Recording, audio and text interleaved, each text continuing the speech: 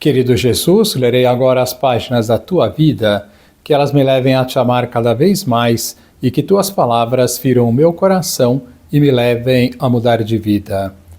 Comemoramos hoje a festa de Nossa Senhora Rainha. O evangelho de hoje é o evangelho de São Lucas, capítulo 1, versículos 26 a 38.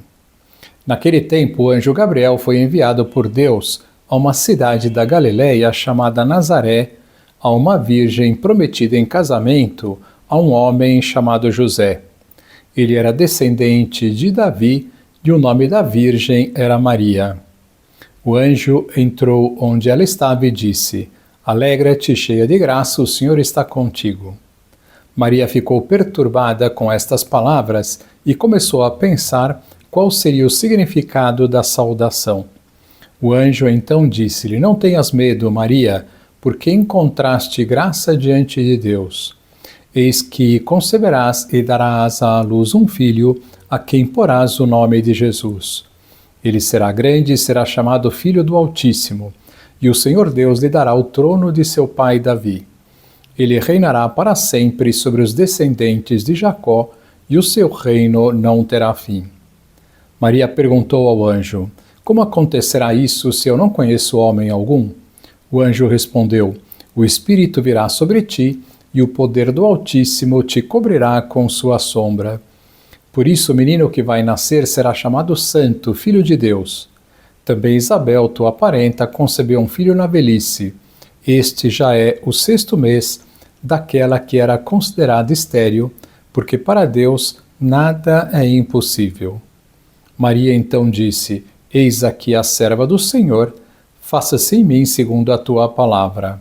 E o anjo retirou-se. Palavra da salvação. Glória a vós, Senhor. Vamos olhar para Jesus. Comemoramos hoje a festa de Nossa Senhora Rainha. É um título muito bonito dedicado a Nossa Senhora. Ela é a nossa Rainha. De fato, se Jesus é Rei e Nossa Senhora é mãe deste Rei, por consequência, ela é rainha. Deus quis que Nossa Senhora fosse nossa mãe e a rainha de toda a criação. Inclusive, ela é rainha dos anjos, como dizemos na ladainha do terço. Em função da festa de hoje, gostaria que conhecêssemos um pouco a história de uma oração que é uma das mais conhecidas dedicadas a ela, a Salve Rainha. Vejamos. Você sabia que a oração da Salve Rainha que nós rezamos no final de cada terço, muito provavelmente foi composta por um monge alemão medieval que nasceu com paralisia cerebral e que ao longo da sua vida ficaria cego e tetraplégico? Eu decidi trazer aqui uma vida deste bem-aventurado, beatificado por Pio IX, Hermann von Reichenau. E eu pergunto aos senhores se, caso a mãe do Hermann vivesse na nossa sociedade e soubesse no exame pré-natal que a criança iria nascer com uma série de deficiências, com paralisia cerebral, se na nossa sociedade não seria mais provável que ela decidisse não permitir que o seu filho nascesse, liquidando assim essa vida no momento mais frágil dela, que é o momento anterior ao nascimento. O bem-aventurado Hermann von Reichenau nasceu em 18 de julho de 1013 como um dos 15 filhos do conde Wolfrad II de Altschausen. O Hermann, ele nasceu já com a fenda palatina, que é uma má formação aqui no interior da boca que dificultava, sobretudo, a sua fala. E ele nasceu com paralisia cerebral. Ele seria chamado de Hermann contractus, Hermann contraído. Por quê? Porque todos os seus membros constantemente ficavam contraídos. Ele praticamente não conseguia se mexer sozinho e ao longo da vida a mobilidade foi piorando. É uma doença degenerativa, que foi progredindo ao longo da vida dele. E ele sentia muita dor. Praticamente não conseguia se mexer, mas sentia dores intensas em todo o corpo. Então, vendo que não conseguiria realmente tomar conta do filho, quando ele completou cerca de 7 anos, os seus pais, eles os entregaram para o cuidado dos monges beneditinos do mosteiro de Reichenau.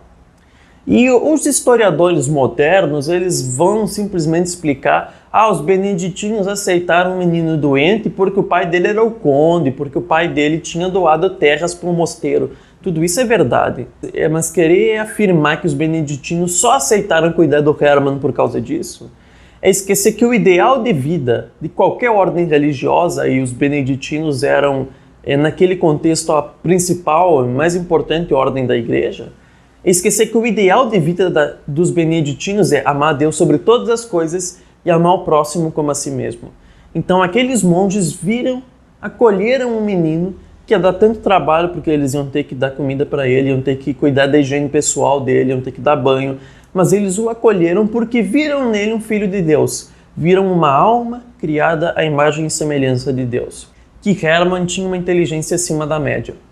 Então, com os outros monges, o próprio abade foi orientando a vida de estudos do Hermann, e sobre a aptidão do menino para o estudo, aquele que seria o seu biógrafo, e mais tarde seria o seu discípulo, o irmão Bertoldo, escreveu o seguinte: ele compreendia com grande facilidade todas as complexidades das artes e as sutilezas dos versos, quase como se as absorvesse naturalmente.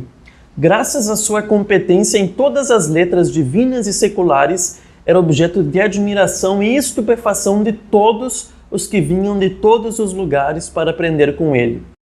Como o Hermann, por conta da sua deficiência, ele não podia participar das atividades que constituíam o labora, do Oret Labora, da ordem beneditina.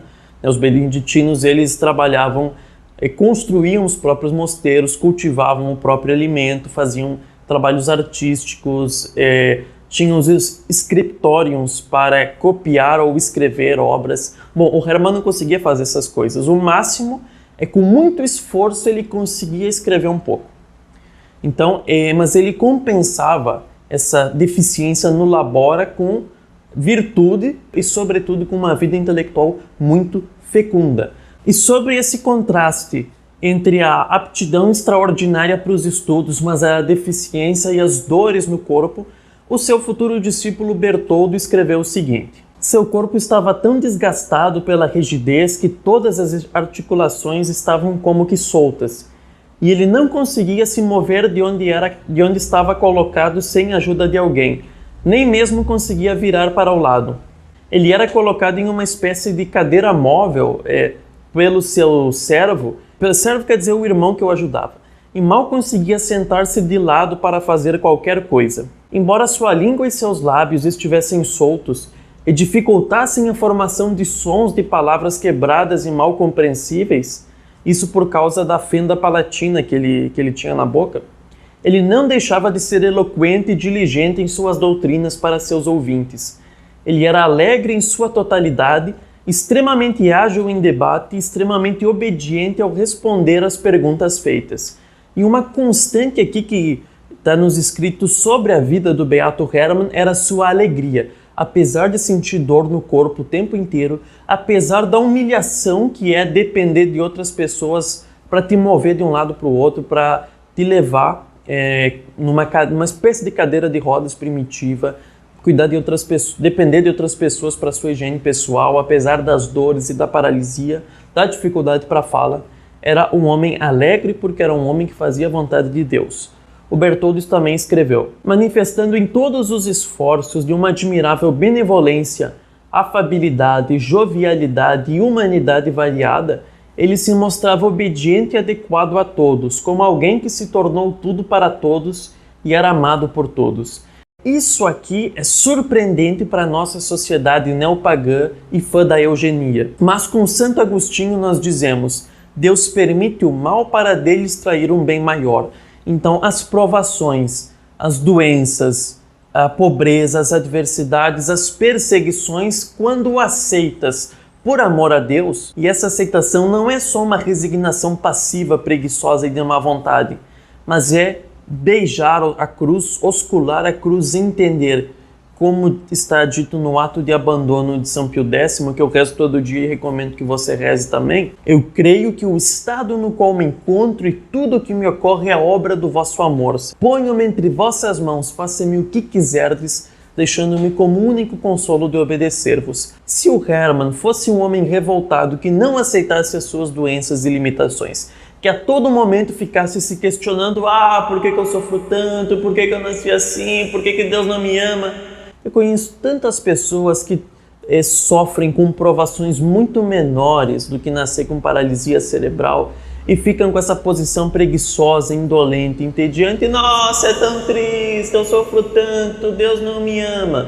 Ao invés de ter esse estado de espírito de revolta, que não leva a absolutamente nada e que só aumenta a infelicidade da pessoa, porque ela fica se comparando com os outros e vendo que as outras pessoas não têm essa provação, e ela não presta atenção para olhar as provações que os outros enfrentam e, portanto, fica cada vez mais infeliz por causa da inveja. A alma que aceita essas provações por amor a Deus, que oscula a cruz de boa vontade e que entende que essa aparência de mal permitida ou até enviada por Deus é um instrumento para a minha santificação, e se eu viver em conformidade com a vontade de Deus nessa terra, eu vou desfrutar de verdadeira paz e de verdadeira alegria. A pessoa que oscula a cruz por amor de Deus tem a verdadeira felicidade, tanto quanto é possível nessa terra de exílio. Os trabalhos do Beato Hermann foram muito importantes em diferentes campos do saber. Ele era um polímata, um homem que domina vários campos do conhecimento. Ele escreveu um Chronicon, que é uma história do mundo desde o nascimento de Nosso Senhor Jesus Cristo até a época dele. Nos últimos capítulos ele até contou a história da sua família inserida dentro da história do mundo. E nós temos as contribuições do Hermann no campo da música, seja teoria musical, seja composição de hinos, entre os quais Alma Redemptoris Mater e a famosíssima Salve Rainha, um canto que se tornou conhecido mundialmente quando São Bernardo de Claraval, um francês, visitando a Catedral de Speyer, ele ouviu o coro cantando e no final da Salve Regina ele se ajoelhou 3 vezes e acrescentou as últimas palavras: O Clemens, ó Pia, ó Dulcis Virgo Maria, ó Clemente, ó Piedosa, ó Doce Sempre Virgem Maria. E foi São Bernardo que nasceu no leste da França, ou seja, naquela região onde o mundo latino vindo da França e o mundo germânico vindo da Alemanha se encontram e se interpenetram.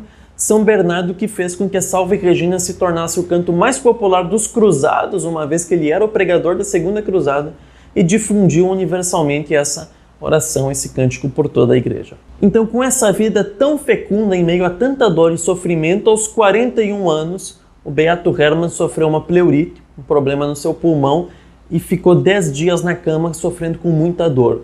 No dia 8 de outubro de 1054, ele expirou completamente em paz, deixando para todos os seus um grande lamento. Que lição nós podemos tirar de hoje? Que bonita é a história do Beato Hermann, que não fez da sua doença uma tragédia, mas uma ocasião para amar muito a Deus e Nossa Senhora. Vemos como Nossa Senhora o conduziu ao longo da sua vida e o fez um grande santo. Como bons súditos, que saibamos colocar nossas vidas nas mãos desta Mãe tão especial que nos ama tanto e só quer o melhor para nós. Ela converterá toda a tragédia em uma fonte de bênçãos. Agora vos dou a bênção para este dia, a bênção de Deus Todo-Poderoso, Pai, Filho e Espírito Santo, esteja sempre convosco e permaneça para sempre. Amém.